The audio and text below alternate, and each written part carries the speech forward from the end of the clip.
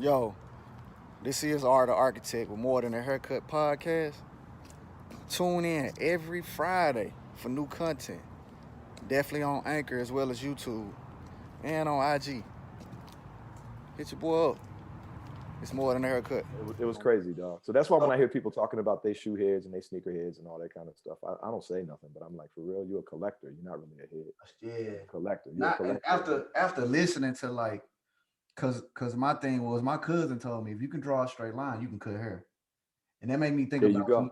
when you said, and that go back to my granddad. Well, they take me to when you said your cousin like come down to Foot Locker, and that opened up a Hmm. window and an opportunity where it's like Hmm. again, woulda, coulda, shoulda. If you didn't take that, will we Hmm. be sitting here today? You No, know. exactly. And that's So how I work. And but during that whole process, because that was the kind of personal family side, but during that process, I was actually brought over there to be what they called at that time a junior or assistant production manager. And they partnered me with a person who was really, really experienced at making shoes. And a lot of these guys were older dudes that were making shoes in the US when the US was a manufacturing country. So I always get asked about racism and things of that nature. yeah, That's really when I was catching a lot of, and I can't call it like hardcore racism, but just cultural differences because these older guys who was teaching us younger guys, they were dudes that were like in the footwear industry in New York City, in the footwear industry in Missouri, in okay, the footwear industry in North Carolina, so forth and so on. So you're dealing with maybe a guy who used to own a factory in Missouri, and all of the people who work at the factory is black people who are the laborers, and they're not dealing with someone who's a black person who's that's being trained to do the type of work that they do. So I wow. had to deal with a lot of things that they were saying that if I react to it the way I would on the streets of Philadelphia, they're gonna put me back on the plane and send me home. And you know what's crazy? You feel that in my question. Like I was gonna ask you, how difficult was it navigating in the shoe industry? And that that was it's like it's right on. It's right on time. Like I can only imagine having to deal with, like you're saying, you go overseas and there's cultural biases or there's cultural differences. Hmm. But now it's like you're dealing with somebody that was in New York. They used to a certain type of mind frame and mind state from a people relative to you. And now it's Hmm. like, nah, you can't, you ain't just gonna run over me like that. And that again, the comparison, that's how my grandfather was. He was like, no, when you deal with a white man, you deal with them the same way you deal with the black people. So like Right. there's no difference. This is a man. When you put your pants on, you put them on just like them. So I can dig it, Yeah. man. So it was a challenge, and also the other thing that was educational to me was this was the first time I was ever in a situation where the white people were the minority, Yeah. and it's amazing when you get a chance to see them as the minority and not the majority.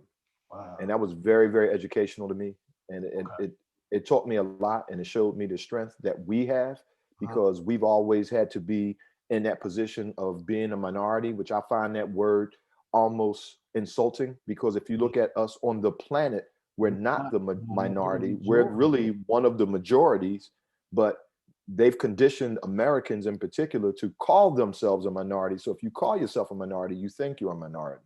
And So thanks for covering that because I was struggling with having to say the minority and I didn't want to say it because I know that we not based on exactly, just studying and I'm like, exactly. nah, man, this is Exactly. I tell you, one time I was in the factory and this white dude, and I won't let this hey, this was nah, many you many got years. This was many many years ago. But this white dude did his usual white person snap. He snapped on the Koreans, just snapped on them, right? And he got up and he stormed out. So now they don't know anything about me, and then because I'm a light skinned guy, I'm really throwing them off because the only light skinned person, black person they knew about was Lionel Richie. Okay, so so Lionel. and they can't Lionel. say L's over there either. So they were just Oh going, man, I know. I know. yeah, yeah, yeah. Lionel Litchi. So I'm like, Lionel Rich. yeah, yeah, everything with L, Lionel Litchi. I'm like, yo, okay. So so he leaves and he walks out and he just snapped on them like the way they do when they snap. And they looking at me like, well, what's next? I said, well, you got to understand that's him. I don't really roll like that. And I just it slipped out my mouth. I said that's kind of how like white people are. And then once I said that, it changed the whole room. And all of a sudden, they started talking about white people the way black people talk about white people. Slipped out. And they was like, yeah, they do this, they do that, they do this. I was like, yo. So, and then I'm embracing the culture. I'm taking language classes. Okay. I'm studying a variation of Kung Fu. Okay. Because it was, I mean, for me as a kid who was I guess you would say a byproduct of the Bruce Lee culture, Man. this is, I'm working on sneakers. In my mind, I'm getting them for free, but they ain't really for free because I'm working like, 12, 15, 18 hours a day, but I ain't buying them. Mm-hmm. And I'm studying martial arts, and life was really good in that respect. Yeah. And, and I think what I've learned about different cultures is food is so important and so passionate to people. I actually truly learned to love Korean food, and that made the Korean people like me because I would eat what they eat, and they didn't have to worry about when I show up that I got to try to figure out how to make, because some of the other people was, they want to get a cheeseburger or they want to get some man, I got time to eat that when I go back to the States. Whatever y'all eat, I'll eat it with you. And if I don't like something, I'm gonna just say I don't like that, but I'm never gonna say I don't like your food because no one likes everything in a particular cuisine. So that really, really helped me a lot. And they seen how I was trying to learn their language, and I knew so many things about Asian culture because, I grew up like watching Kung Fu movies. It came in handy. It came in handy. Yeah. So, the next thing you know, I got promoted and I moved to Thailand, which the education there was, we as Americans have a tendency of thinking that everything in Asia is similar. It is Thai culture and Korean culture is about as different as Black culture and white culture. It's not even, nothing about, it was nothing about being in Korea that prepared me for being in Thailand.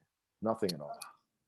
And I went down there really arrogant because, Korean food is kind of spicy. And I was with my man, this Thai guy that me and him kind of linked up. He worked at the factory, but he went to school in the US. So his English was like perfect. And he said, he said, you got to be careful on our food. Our food is really, really spicy. I'm like, man, I ain't got to worry about that. I can eat whatever. So we go to this factory out in the woods somewhere. And he said, well, you got to try this thing. It's called jungle curry. I said, jungle curry? He said, it's kind of spicy. I said, man, just bring that out. Man, I took one taste of this jungle curry, right? And I started sweating on the inside of my head, right? But they gave me a big bowl, dog, a big bowl. So, and it's rude not to finish your food. I'm looking at this big giant bowl and I'm not knowing how I'm going to get through this, right?